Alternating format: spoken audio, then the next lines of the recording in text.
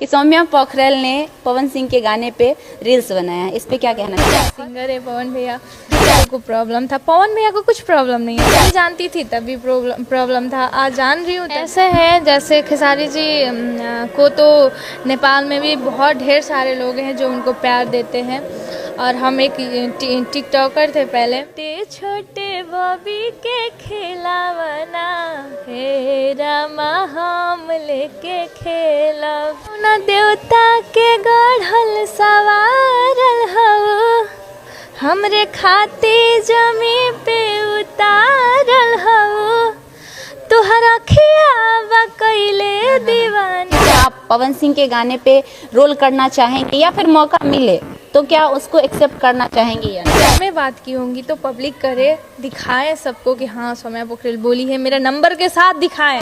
फैल रहा है कि इस खेसारी लाल की टीम के द्वारा कहा जा रहा है कि सौम्या पोखरेल अब उनके साथ नहीं काम करे। खेसारी लाल का टीम के द्वारा बोला जा रहा है, खेसारी जी नहीं बोले अभी तक, ठीक है ना, वो बोलेंगे तब मैं मान। एल्बम में तो काम दर्शकों को दिख गया, क्या फिल्म में खेसारी लाल यादव के साथ कभी दिखने वाली हैं सौम्या पोखरेल? टैटू बनाया, तो टैटू बनाना एकमात्र जरिया था खेसारी लाल यादव के दिल में जगह बनाने का। देखल चाहे नैन है खेसारी जी के फैन। शादीशुदा हैं, तो आपके पति को इस बात से प्रॉब्लम नहीं है कि आपने खेसारी लाल यादव का टैटू बनवाया?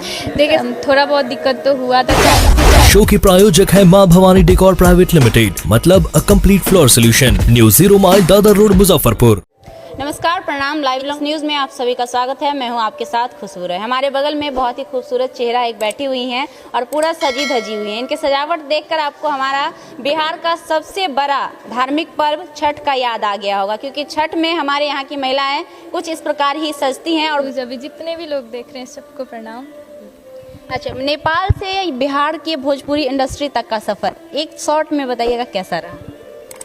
बहुत अच्छा भी रहा और बहुत गाली भी सुनना पड़ा, बहुत प्यार भी मिला सब कुछ मिला। अच्छा, शुरू में आपने इनको देखा होगा कि सबसे पहले ये स्टेज पे खेसारी लाल से मिली थी और इन्होंने अपने हाथ में, एक बार कैमरे पे दिखा देंगे, हाथ में टैटू बनवाई हुई है खेसारी जी का, क्योंकि खेसारी जी का ये बहुत बड़ी फैन है।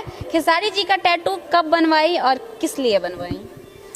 कब बनवाई? आज से लगभग 8-9 महीना पहले बनाई हूँ, लगभग हो चुका होगा उतना, और मैं फ़ैन हूँ उनकी इसलिए बनाई हूँ। अच्छा, आप नेपाल की हैं लेकिन भोजपुरी इंडस्ट्री के एक कलाकार की इतनी बड़ी फैन है, ऐसा कैसे होता है? कोइंसिडेंस? मतलब ऐसे है, हम लोग जब फर्स्ट में बीरगंज शिफ्ट हुए थे, बहुत अंदर हम लोग पहाड़ के रहने वाले हैं, तो भोजपुरी हिंदी ये दोनों कुछ समझ में नहीं आता था। जब हम लोग बीरगंज हो रहा है तो थोड़ा थोड़ा उस समय भोजपुरी बजता था, तो हम लोग पहले महुआ प्लस चैनल आपको पता होगा बहुत चलता था, उसमें खेसारी जी का सॉन्ग आता था 2 बजे 3 बजे टाइम से, तो हम देखते थे उसमें। पर हम लोग घर में बोलते थे कि भोजपुरी नहीं चलाओ, गंदा होता है, पर हमको बहुत अच्छा लगता था उनका डांस, जो ऐसे जो कमर वाला स्टेप करते थे, वो समझ में नहीं आता था, कुछ वर्ड, एक भी वर्ड समझ में नहीं आता, पर उनका डांस बहुत अच्छा लगता था।